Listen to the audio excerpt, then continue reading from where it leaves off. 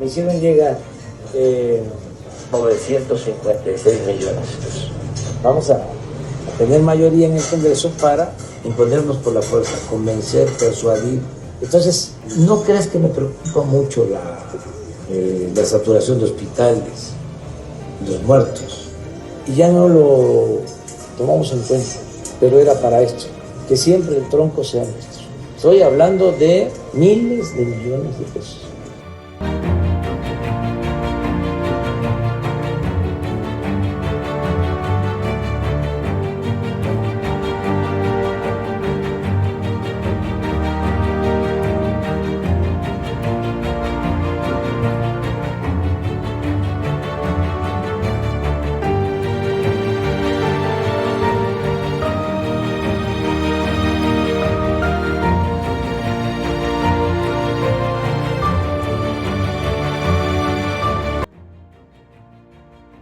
De cada 10 mexicanos considera que la corrupción es frecuente o muy frecuente.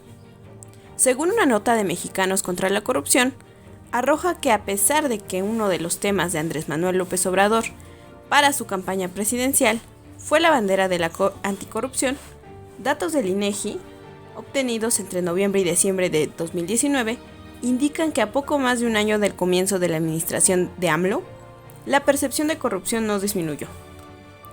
No cambió el porcentaje de personas que mencionaban la presencia de corrupción en los trámites gubernamentales, y aunque la proporción de personas que consideró que la corrupción en su entidad federativa era frecuente y muy frecuente, disminuyó ligeramente, la diferencia no es sustantiva. 9 de cada 10 mexicanos dijeron que la corrupción era algo que sucedía con frecuencia o mucha frecuencia, tanto en 2017 y 2019. Las cosas no solo mejoran en percepción, en corrupción, sino que de hecho empeoran. Según estas encuestas, más personas consideran que la corrupción había aumentado en el último año, pasando de 46.2 en 2019 a 53.2 en 2020. Este incremento no solo supera el error de medición, sino que marca una clara tendencia. La gente percibe que la corrupción no ha disminuido durante el primer año de gobierno de Andrés Manuel López Obrador. Esto, sin duda, es una realidad de que la corrupción ha tomado estos avances de la tecnología como medio para operar. Biometría. Proviene del griego bio, vida, y metron, medida, y se refiere a todas aquellas técnicas que permiten identificar y autentificar a las personas a través de sus características fisiológicas y de comportamiento. Ha sido usado para referirse al campo de desarrollo de métodos estadísticos y matemáticos aplicables a problemas de análisis de datos en las ciencias biológicas. Recientemente, el término biometría también ha sido utilizado para referirse al campo emergente de tecnología fiel a la identificación de individuos que usan rasgos biológicos como aquellos basados en la exploración de huellas digitales, iris de ojo o reconocimiento facial. Sus características son perennidad, inmutabilidad y diversidad. El reconocimiento biométrico responde a un sistema automático basado en la inteligencia artificial y el reconocimiento de patrones que permiten la identificación y o verificación de identidad de la persona a partir de características morfológicas o de comportamiento propias y únicas del individuo, conocidas como autentificadores. Este tipo de reconocimiento se ha convertido en una herramienta habitual en la investigación criminal, posibilitando la detención de delincuentes a nivel mundial, verificando la identidad de una persona no por cómo habla, sino por las características físicas de su tracto vocal. El tracto vocal deja una señal característica en las ondas sonoras. Una metodología combinada de metodologías clásicas, semiautomáticas y biométricas. Es la que más seguridad da a los informes forenses sobre locutores. La voz es una característica personal única, diferente para cada uno de nosotros. Esto es así porque al hablar hacemos vibrar las cuerdas vocales, generando una onda sonora que se va a ver modificada en su camino al exterior, por el denominado tracto vocal, garganta, cavidad buconasal, lengua, dientes, etc. Esta modificación depende de parámetros fisiológicos, como la longitud del cuello, la posición de los dientes, y por tanto es única para cada persona. Esto es lo que le da a la voz sus características peculiares y nos permite distinguirla de los demás. Es común preguntarse acerca de la precisión y fiabilidad de esta técnica, ya que todos hemos pasado por etapas donde nuestra voz se ha visto modificada, ya sea por una enfermedad simple como un catarro o simple hecho por el cual al haber despertado hace pocos minutos la voz ha cambiado. Del mismo modo, el paso del tiempo y el envejecimiento modifica nuestro tono vocal. El buen saber hace de los ingenieros más expertos y el uso de la tecnología más vanguardista. Así, la inteligencia artificial dan respuesta clara y confiable a los retos que plantea identificar la voz de un usuario en momentos y circunstancias muy dispares. El entrenamiento adecuado de la plataforma con suficientes muestras de voz en la fase de registro es crucial para obtener una huella vocal de calidad. De esta manera, las mejores tecnologías de biometría de voz analizan como mínimo 100 parámetros diferentes asociados a nuestra voz, lo que resulta en una tasa exitosa absoluta. Conforme la tecnología ha tenido avances para beneficio de la población, también es cierto que ésta ha servido como medio para llevar a cabo conductas con apariencia de delito. Preocupados por dicho motivo y a modo de ofrecer una herramienta para el combate a la corrupción, es que se crea la idea de un Sistema Nacional de Registro de Voces de Servidores Públicos como herramienta para combate a la corrupción.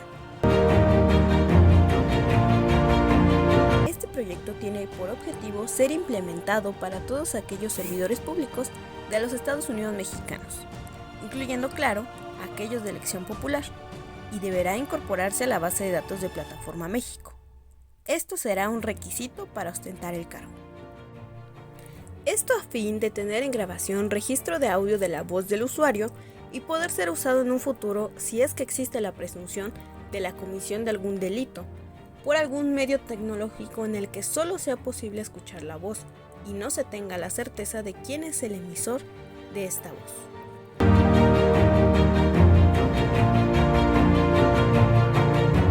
Nos encontramos con el profesor Armando Díaz Cuba, el cual, es maestriante en la carrera de Derecho y le venimos a plantear este sistema único de un registro nacional de voz para servidores públicos como herramienta para el sistema anticorrupción. En cuanto a le comentamos que tenemos esta idea de realizar un registro a nivel nacional de todos aquellos servidores públicos que deseen ostentar un cargo, para que más adelante nos sirva como herramienta para aquellos asuntos de anticorrupción.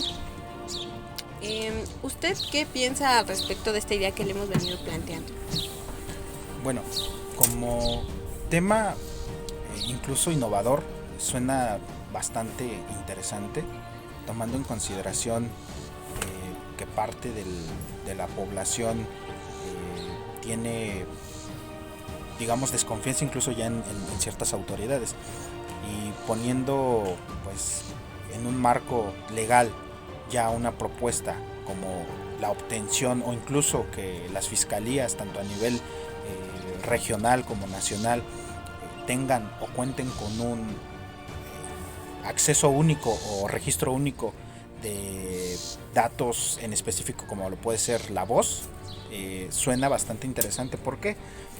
Recordemos que cuando se investigan delitos, en este caso poniéndolo en específico delitos de extorsión o incluso de corrupción, la mayoría de las veces estos delitos se hacen por medios electrónicos. ¿Qué tipo de medios electrónicos pueden ser? Se pueden emplear mensajes de texto, mensajes de voz, llamadas telefónicas, incluso hasta por teléfonos que se conocen como líneas encriptadas, en donde ya se pueden hacer llamadas sin que se pueda o sin que se conozca el destino o el destinatario, incluso la dirección de dónde se está obteniendo esa información. El número telefónico a veces son desconocidos y las llamadas son difíciles de rastrear. El tratar de emplear o tener una base de datos en donde se puedan almacenar, digamos, voz de los servidores públicos a nivel nacional, suena desde un punto de vista a nivel de seguridad nacional importante, pero también no olvidemos, digamos, en este caso los derechos tanto de los postulantes o incluso de los aspirantes a un cargo público. ¿Por qué?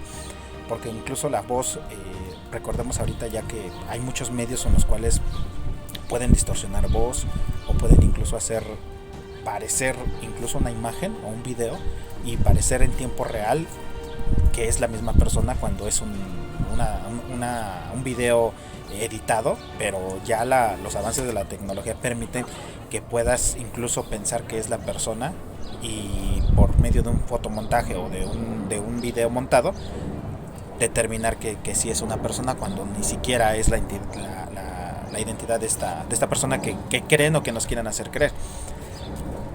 Contar con una base de datos o con un patrón de acceso exclusivo de la fiscalía o de nuestras fiscalías a nivel nacional, considero que es una buena propuesta, que es innovador, aunque si bien es cierto, no encontraríamos, digamos, el punto medular en contar con una base de datos, ¿vale? De entrada, que se obtenga y que sea como requisito para poder aspirar a obtener el cargo público, tener los datos, porque obviamente para poder tramitar una tarjeta o incluso hasta la propia firma electrónica, que en este caso es la FIEL, te piden datos biométricos, te piden huellas dactilares, te piden incluso ya ahora con el avance de la tecnología la obtención de la identificación por la iris o el iris del ojo.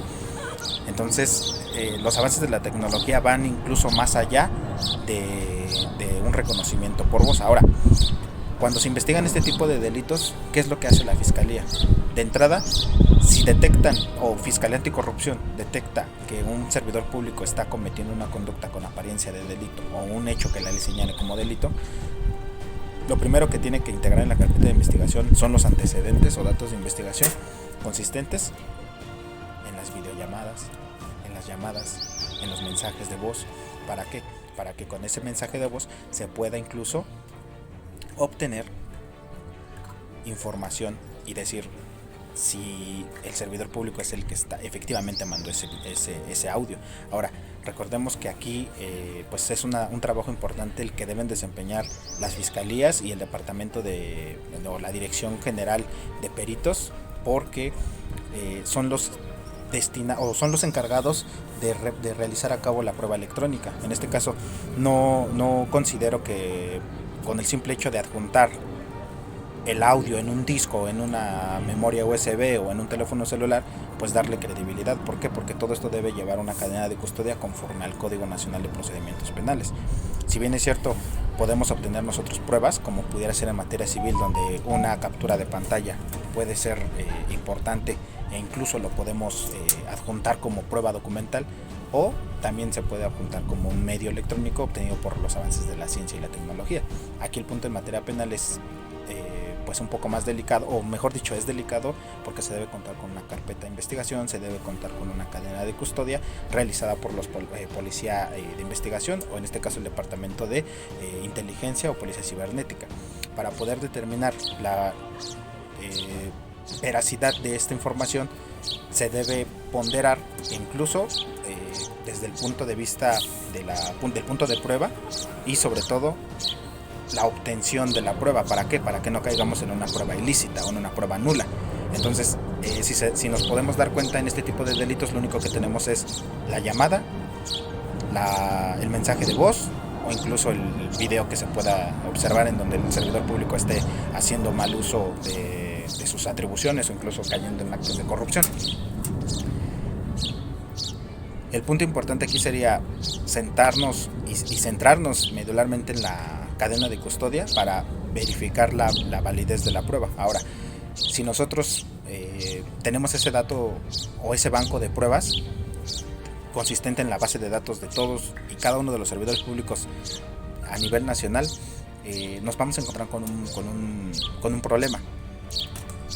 Si la voz la queremos tener o confrontar con tal vez la voz obtenida en una videollamada, en un mensaje de voz, pues obviamente considero que puede haber una variación, ¿vale? Entonces aquí el punto es, si tenemos un delito que se está investigando en 2019 y el banco de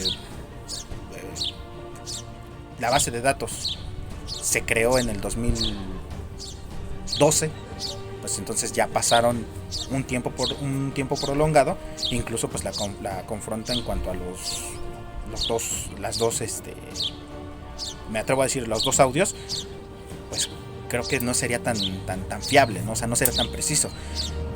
Pero lo que aquí se estilaría, o lo que se estila en la práctica, es llevar a cabo prueba pericial en fonética, o la confronta de los audios, que sería el uso de la voz respecto de el reconocimiento de voz del servidor público. En este caso, hacer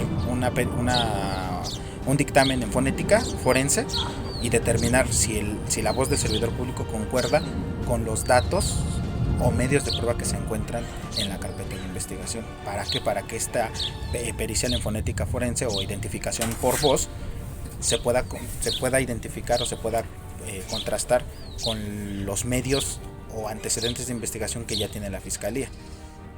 En este caso se tendría que citar a la autoridad que se considera responsable, o al servidor público que se está investigando, atendiendo al principio de presunción de inocencia, y poder recabar en este caso pues una entrevista ya sea por voz, y hacer uso de los peritos de la Fiscalía para poder llevar a cabo una prueba pericial en fonética y llevar a cabo el reconocimiento, algo así como lo que establece el Código Nacional de Procedimientos Penales del reconocimiento de personas por fotografía, o el reconocimiento de personas de forma presencial, ¿vale?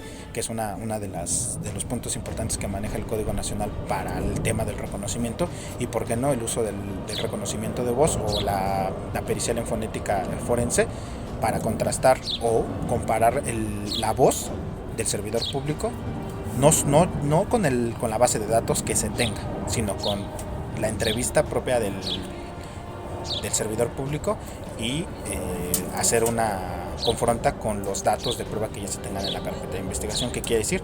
Pues los datos que ya cuentan con una cadena de custodia, que ya existe un registro previo y que fueron obtenidos de forma correcta, haciendo su debido procesamiento, que en este caso pues la policía de investigación será aquí la autorizada y la competente para poder llevar a cabo este tipo de práctica. Pero sí considero que no estaría de más contar con una base de datos, pero sí considero que aquí lo importante sería que se tuviera como tal no solo una base de datos, sino también pues tomar en cuenta que el punto importante aquí sería que se cita al servidor público para efecto de que pueda obtener, o se pueda obtener de él, tal vez una entrevista hablada, y hacer la confronta con el uso de los medios que se tengan, y sobre todo contrastar con los registros de voz que ya se tienen en la carpeta de investigación, que aquí lo importante sería verificar que ese tipo de prueba si es de cierta forma tendiente a que se pueda utilizar, y sobre todo solicitar la autorización judicial, porque pues, el servidor público puede negarse a decir, pues yo no quiero que se haga esa prueba, no estoy de acuerdo en que se tomen datos como mi voz, pero pues aquí el punto sería, estamos tratando con un delito de extorsión o de corrupción, pues obviamente el servidor público tendría que colaborar con el Ministerio Público o con la Fiscalía para poder determinar si existe una responsabilidad, o si la persona es totalmente inocente, nunca se cometió ningún hecho ilícito. Pero sí considero que sería importante tomar como base y punto de partida el registro que se tenga, pero no descartar que no puede ser, digamos, el único elemento que se tiene, sino también las pruebas en fonética forense o el reconocimiento de voz, pues son el punto medular, y creo que sería la prueba medular del Ministerio Público para poder incluso obtener pues una posible formulación de imputación y obtener una vinculación a proceso, y de ahí seguir el juicio al servidor público. Eso sería mi comentario y lo que considero respecto del punto que manejan en su planteamiento de este tema. Ok, una pregunta más, profesor. Viéndolo desde el punto de vista ya no del órgano investigador, sino viéndolo desde el punto de vista del defensor, estando de parte del servidor público, ¿Usted considera, porque sabemos que van a haber muchas personas que nos comenten esta violación a derechos humanos y que van a apelar a ello, qué opinión le merece esa situación? Bueno, tomando en consideración que se van a obtener datos, como lo puede ser la identificación por reconocimiento de voz, no menos cierto es también que lo que se busca o los fines del procedimiento penal acusatorio, tal como lo establece el artículo 20 en su apartado o en su proemio, que establece que los fines del procedimiento son el esclarecimiento de los hechos, procurar que el culpable no quede impune. En este caso aquí lo que se va a ponderar es el esclarecimiento de los hechos, y esto lo vamos a llevar a cabo con la intervención de las fiscalías, la colaboración de la defensa y del propio investigado. Ahora bien, resulta importante establecer este tema de la violación a derechos fundamentales, la violación a derechos humanos. ¿Por qué? Porque si bien es cierto, se va a obtener información consistente en el uso o la voz, del servidor público. Pero aquí el tema importante sería que esa prueba o que esa diligencia pericial que va a realizar el Ministerio Público como acto de investigación, incluso que pueda ser autorizado, como lo establece el Código Nacional de Procedimientos Penales, aquellos actos de investigación que requieren control judicial. Por ejemplo, ¿qué pasa en los delitos de violación, en los delitos de carácter sexual? Regularmente pues las defensas, o en este caso sí la defensa, ya sea pública o privada, pues alega la violación respecto de la obtención de los fluidos corporales de su representado, porque no otorgó el consentimiento, porque se está haciendo mal uso, porque definitivamente no quiere participar ni colaborar en la integración de esa carpeta de investigación, porque se saben las consecuencias que se van a obtener de esa confronta en materia de genética molecular, porque se va a determinar si la persona realizó tal vez la cópula, o si hubo algún tema que se pueda confrontar con alguna célula que contenga ADN de la persona investigada. Aquí lo importante es que ese tipo de pruebas, aun y cuando se lleven a cabo sin el consentimiento de la persona investigada, llámese imputado o llámese indiciado, el punto importante es que esa prueba, aun y cuando tenga o no se tenga el consentimiento del investigado, se realiza, pero se realiza bajo el poder del Ministerio Público, pero bajo la autorización del juez de control, que en este caso así están establecidas las reglas en el Código Nacional de Procedimientos Penales, que son actos de investigación que requieren control judicial. Regresando al tema de este uso de datos y que se puedan incluso llevar a cabo violación a derechos, pues obviamente tendría que ser autorizado mediante el control judicial, que un juez de control analice el caso y determine si es viable o no es viable la autorización, para que el servidor público pueda aportar datos, elementos de prueba tendientes a que se puedan llevar a cabo una confronta del uso de su voz e incluso del uso de sus datos personales, como puede ser pues propiamente la voz del servidor público. Entonces considero que no habría tema respecto de violación a derechos fundamentales si se tiene ya previamente una autorización mediante el control judicial. Okay. Bueno, pues muchas gracias, profesor, le agradecemos su tiempo y que nos haya compartido su opinión. Sí, gracias a ustedes.